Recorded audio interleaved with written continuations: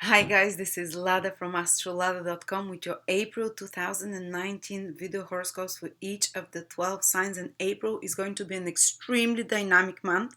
Guys, till the 20th of April we have absolutely no fixed signs. Planets are, in changeable, mutable signs, so there'll be a lot of fluidity, a lot of changes that are happening, but we have a powerful alignment that happens so rarely that's happening in April. We're going to have four planets in their own sign or sign of exaltation. It will be powerful manifesting time, but with a lot of changes.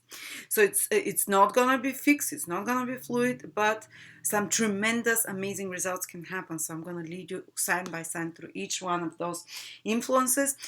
For each sign, I just wanted to let you know that we're starting a predictive course with Victor.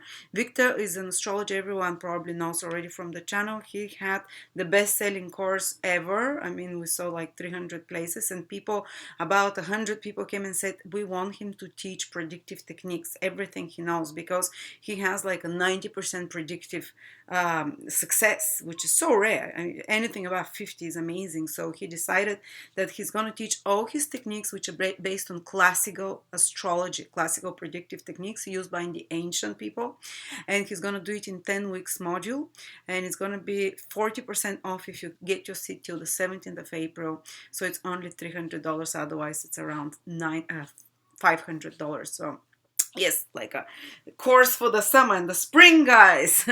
Really, I'm very excited about it, to learn about that as well. And we're also, don't forget to check our written horoscopes for April 2019, which is just $7.99, and it's 300 pages. It's like a textbook. I've done it with my teacher, all the aspects, transits. So after that, you can just use it even to learn astrology through it, because there's an explanation of all the possible combinations, what it means, so you can keep that as our astrology book of 300 pages with different meanings of planets and degrees. So that's an amazing piece of love, work of love and effort. So check this out. So, all right, so let's start with the signs. Virgo, how is April for you? You're one of the signs that April is going to be very dynamic for, one of the signs where the most changes are going to be happening, because most of the planets till around the 20th of April are activating those cardinal houses for you. They're on the angles, as they say. The angles is where the action is happening, where the most important life themes are. So when planets activate the angles from a sign, basically on a cross 90 degrees, the signs away from it, this is when a lot of new things come into life, a lot of changes. The angular houses, when they're activated, they indicate new beginnings, new changes. So go, go, go. And there's absolutely no fixed signs basically till the 20th of April. No planets are in fixed signs, which means that it's not time to consolidate things. It's not going to be time till the 20th of April to carry on with something that you have started, or to improve on something already started. It's actually going to be a lot of focus on new things that you start. Well, there is one area where you'll be starting things that you've thought about already, but you haven't implemented back. And let's start with that. With Jupiter going retrograde in your fourth house of family. So, planet going retrograde, and it's happening on the 11th. So, the whole month, Jupiter is kind of stationary, sitting on the same degree but turning backward. So there'll be a change of direction in your family and home life. Something is turning around, something's going to change, but it's not something that surprises you. It's something that's been in the working, something that you've been aware that has to change for some time. It's not a surprising thing. So actually what's happening is that in the last few months, since Jupiter entered your fourth house, and I'm talking to myself too because my relocated ascendant is in Virgo. If you see, I've been dressing much more like Virgo, more down to earth, more practical, with earthy colors, with nothing too overly sexual, but I like this style a lot. So anyway, so going back to Jupiter going retrograde in your fourth house, a few months ago, Jupiter entered your fourth house. So it started help making you believe that it's possible to make positive changes in regards to your place of living. And it's really increased your For some of you, especially Virgo rising people, for many of you has increased your desire to, and sun or moon, to make positive changes and growth and expansions connected to home, to family, to parenthood. Maybe you got some new ideas, new expanded ideas you've been gathering in the last few months in regards to what place you want to live. Maybe you've never thought you can own your property. Maybe you never thought you can have your own family. Or maybe you never thought you can be joyful and happy in that, or you can improve the dynamics in your family to make you more happy and joyful and satisfied. But something started happening a few months ago where you started witnessing or seeing or starting to believe that it was possible. It was possible to have the mansion that you want. It's possible to have the nice cars that you want, because the fourth house is your well-being and abundance. Basically, generally is the foundation of your life. Your family, well-being, abundance as well is very much connected to that. So you started thinking maybe it's possible to have all this big picture, to have the happy family. Maybe it's possible to improve the relationship of my family. Maybe you started learning and getting knowledge about those things.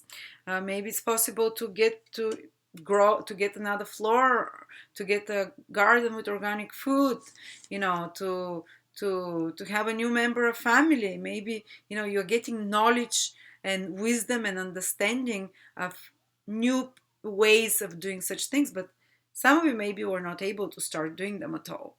And now Jupiter stops and starts moving direct in your retrograde in your fourth house. Now those opportunities will come. Maybe there was a property you really liked and now it comes back to you and you can again try to get it. Or maybe you were hoping to get property, but something happened to relocate. Now it starts going retrograde and you want to go and revisit. And you want to say like, okay, I'll try and buy this property or I'll try to relocate my family. It's not something brand new. You're going to make new beginnings, but it's something you've been thinking about. So you're going to make a change of direction and some radical actions over the next 3-4 months while Jupiter is retrograde, starting from April already, some of you. But you're going to make some radical change, but it's based on something you've wanted already. It's based on, like, say you've always wanted to have a fruit garden, so you buy now the first things. Or maybe you always wanted to have your own property, build your own house. So now you when Jupiter goes retrograde, you start doing the hard work. You do you go with architect and you design it, or you start looking at the land. Or if you've been doing these things already now, or you're building a house already, Jupiter retrograde is when it shows you what is wrong and what can be better, so you can improve it. So by the time Jupiter turns direct, you're going to have much better plans or ideas of what it is you want. And when it turns direct, it's just going to come so much more naturally to you. It's going to happen so much faster after that. For some of you, I've often seen when Jupiter goes retrograde in fourth house, in a few horoscopes, is building the foundations of office, property, or something like that, or business, family business. Again, it's connected to family. And that's where the hard work is, because a retrograde planet requires 3 times more hard work. So they're building the foundations. And it's hard because you're applying something new you haven't done before, till you get used to it. So the retrograde period is to really learn it well. And then when Jupiter turns direct, the rest of the house comes up very much faster, or the rest of what plans you had really fructify very fast. So you can have, if you want to relocate, if you want to move to a new country, to a new place, if you want to revisit old places you've been that you really love, like if you want to revisit your place of birth and you haven't, this is what usually happens. Jupiter retrograde allows you in your fourth house to do that. And next time Jupiter will be retrograde in your fourth house, Virgos, will be in 12 years. So use this energy wisely. Another thing that we have is that Saturn is going to join the South Node, and Pluto will join the South Node in your fifth house. The last time this happened was a few hundred years ago. I don't know, Pluto, the South Node, and Saturn in the same spot. I think might have been 400 or 500 years ago. Forgive me if I'm not good with the quotes, but it was a long time ago in Capricorn. So this is your fifth house of love. So there is like a big change. And by the way, I forgot to tell you, when Jupiter is finished with that fourth house, after it's turned direct and everything, thanks to the efforts and to the that you are going to do over, and the changes that you're making with your family. You're going to have a more expanded family. Sometimes a new member can be added to the family. New understanding. Jupiter is understanding and knowledge about how to have better relationships with parents, with children, how to be a better parent, to expanded knowledge and more abundance and joy and success with matters concerning property, family. And if you're someone who is in real estate or selling cars, which is also the fourth house, when Jupiter is retrograde, you might be revising your business. You might be trying to see how you can make it better. It might slow down a little bit, or it might be requiring to do the extra work. But after that, when it starts moving direct, you see the results and the blessings from those extra work. So Saturn with Pluto in the south node in your fifth house. Sorry that I'm jumping around. Mercury is retrograde. I have an excuse. But that's how my mind works anyway. So your love life, the biggest change over the next 1 year, guys, is going to be a love life. And it started already for you. Saturn has been in your fifth house for the first time in 30 years, since a year and a half. Some of you had to go through really kind of testing times in regards to that. And now is the ultimate. It's like the culmination. It's like a peak. And there'll be another peak at the start of next year, when Saturn and Pluto and Jupiter, sorry, Saturn and Pluto are joined again. But this culmination is starting now in April, and March will be very strong. Something radical transformation of your love life, your beliefs, your ways, the old structures and fears that you've created around how lovable you are, how much love you can receive, about how likable you are. The fifth house is, how do you think it's the house of being in love. So something has been blocking you of being in love with yourself. Something, maybe it's repeated denial, maybe it's repeated lack of partners, or maybe it's attracting partners in a similar pattern, but something has been too long going in the same way. And because Saturn is there, and something has been on a repetitive mode for a long time. And even if you're married, it might be how loved you feel and how romantically attracted you feel to your partner. So something has been there maybe as a source of many lifetimes, because the South Node brings the influence of many lifetimes or early childhood, but very deeply ingrained Pluto, traumas or pains that need to be, and fears in regards to your love life, in regards to lovability, and almost like closing your heart chakra to allow someone else and to allow the right partners, because of all the pain that you felt before, and because of, or just almost like because of all the, because of the dying out of excitement and passion, and you close yourself. Well, this needs to be dissolved now, because the South Node wants to dissolve that. It wants to release a lot of karma. And if you've been doing some things that are more, I wouldn't say evil, but out of ignorance, you can see the results of those karmic actions. Some crisis can happen. If you've been hurting lovers, if you've been, hurting loved ones, some karma can happen there. So the more painful experience, that there is a loss of a loved one, of like a lover, you have to let go of a lover. But again, consider that you are unburdening the donkey because you're paying off karma, you're releasing it, and then you won't have to do it again, then it will be much lighter. But some pain that you've been carrying in regards to love life, in regards to your children as well, will be released now. It might start with some crisis. It might start with turbulent feelings and insecurities coming to the surface, but this is how psychological process works. You kind of relive it, those fears, and you release it, and you start on a clean slate. It's almost like after that, by the year 2020, you'd have a so much healthier approach to love, to affection, to creativity, and almost like there was also a blockage to your creativity, ability to have fun in life for some of you, because Saturn is there. Saturn is something that's deeply locked in and lodged because of fears, that maybe even giving a creative blockage to some of you. And so the South Node will empty this. Pluto will totally transform it, will transform those painful, resentful, or blocked feelings into higher vibrations, like the phoenix that's reborn, much more resplendent. But this is something we're so afraid to let go of, some identity that we have that directly affects our love life, our relationships with children, our creativity and ability to enjoy life and have fun. It's deeply ingrained. We've been hurt in the past lifetime, and we become very aware of this, or maybe early life here. But thankfully, it's about release. It's about letting it go. But for some of us, there might be the need to experience some kind of release of attachment, and the South Node will help you, of an unhealthy love relationship, or of unhealthy way of giving and treating your partner in love. Might be the loss of sometimes a child leaving and going to live somewhere else, or something like that.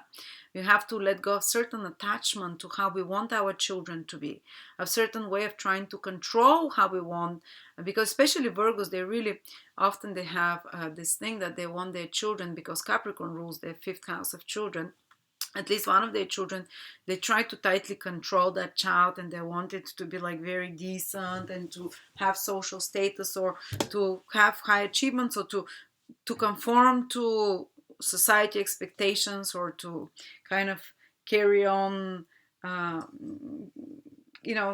certain Saturnian, Capricornian duties and responsibilities, and this can be a great time to release those such kind of expectations from a child, maybe that's been straining a relationship with your child, or if you have blockages for having a child. This might be for you like deciding that you're releasing the pain, the karma that's been blocking you having a happy love relationship, or creating a child. So I would even advise you to consciously try and do something symbolic to work with this energy, to say thank you rather than fear it, and to make some affirmations that you put around you now in April and March, that you say, I release all unhealthy love attitudes, or whatever.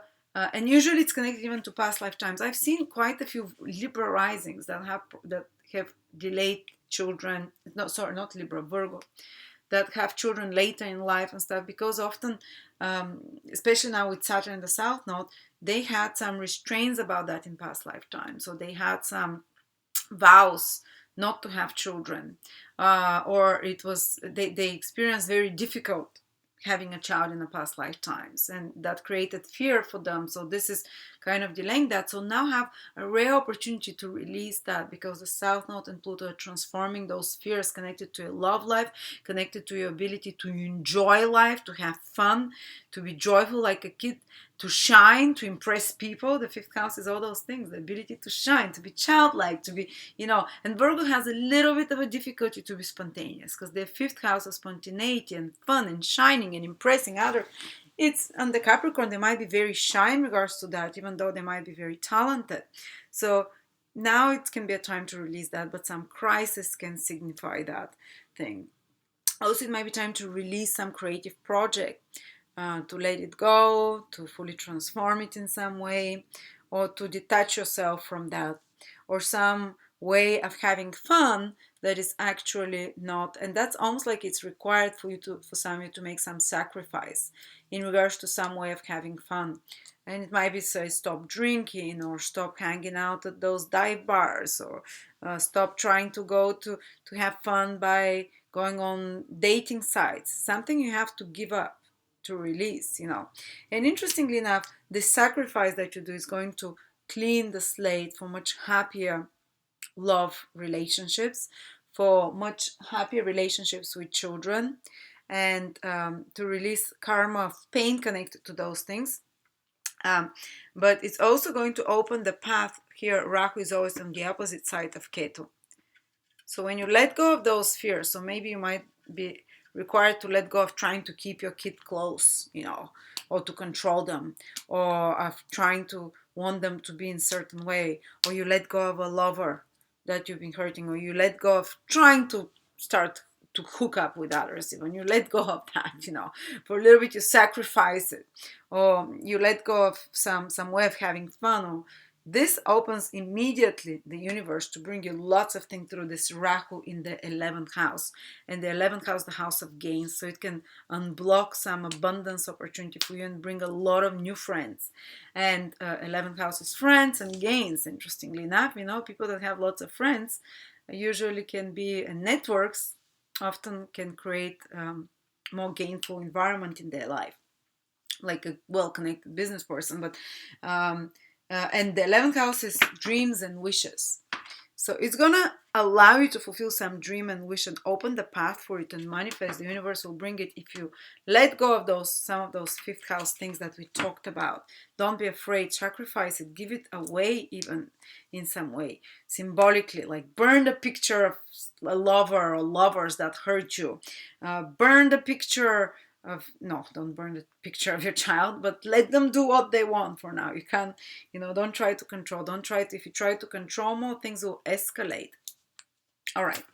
And the last thing for you Virgos is that other areas of life that are being very active on the angles is Venus and Mercury in the 7th house. So you see, while you're starting to do, and that's only till the 20th of April, those things that I spoke about, Saturn and the South Node and Pluto, they're active towards the end of April, the whole of May. Actually, I would say the whole year, it's under this influence of Saturn, South Node, Pluto in the 5th house, where you have to let go of those things, those old belief systems about those things, old structures and fears about your love life and such like.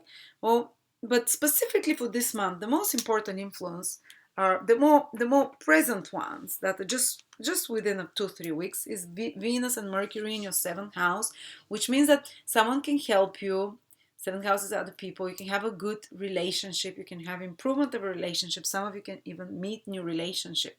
And if you keep internally doing that, other release of love blockages and stuff, who knows? It can lead to something very good. This can be a good month to collaborate with someone. It can be a good month to reach out with clients. You're going to be surrounded also with nicer people. Venus, Mercury, more pleasant till the 20th of March. You're going to have more pleasant experiences through others. So even more pleasant, enjoyable communications with partners, business partners, clients, with your marriage partner, some fun times with them as well. Again, if you do something with other people, you're gonna get a lot of support. Or if you're trying to coax, because Mercury and Venus are never aggressive, they coax with words, with presenting a beautiful image. Venus is in Pisces, so by a gentle and loving approach, you can attract a lot more clients. You can present, you can be softer and more likable as well, because of how you appreciate others and how you're good with your words with them, and the same will be reflected to you. And Mars is in your 10th house, so very good month till the middle of May, actually, the whole April till the middle of May, to be extremely active in regards to your career, in regards to your social activities. You might be doing some important project that requires a lot of your energy, and at some point Mars will oppose Jupiter.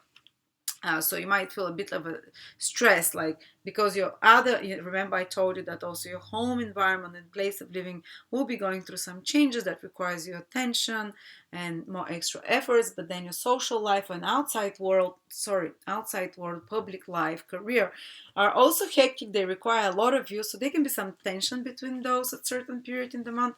But you have to be active on all levels. You see, you're active with partners here. And a lot of good and easy things come from those, but they can be more stresses that bosses are putting pressure on you, rushing you, or authority figures. So if you're a boss yourself, an authority figure, it can be quite hectic working with projects and stuff. But Mars is great in the 10th house because it helps you get a lot of work done and get initiative in regards to new projects and career. So you see, as I said, there are new things. You can start new things with people, even new relationships. You can start new career project. You can start new actions in regards to your home and place and family. But there's something you've already thought about and you've wanted for some time. So there you go. Virgo, hope that you enjoyed that. And if you want to learn classical prediction techniques over 10 modules, That's a 30-hour course with Victor, and I'll be present as well. It's 40% off till the 17th of April, and then it becomes the full price. But we have a payment plan, so you can pay 3 months, $100 each month. So we'll implement that as well for you. And at the end, we'll give you a certificate that you're predictive astrologer, and that these predictive techniques have one of the highest success rate I've ever seen. So I'm very excited to see them as well. And also check out our, as I said, our written horoscopes for April, 300 pages, guys. Work of love. And it's like a textbooks after that. For example, you're going to know what Venus in Pisces means, what Mercury in Pisces, what Sun in Aries, when Jupiter in Sagittarius, all those things that I talked about. We wrote about them in depth. So it's like a textbook that you can keep for life after that, because if you get all the months, you're going to have all the possible combinations between planets. Anyway, thank you so much. I'm glad that you support our projects. I'm glad that you follow me and the lovely astrologers on this channel. You're creating livelihood for a good amount of people around the world, and we're all grateful and we love you. Thank you.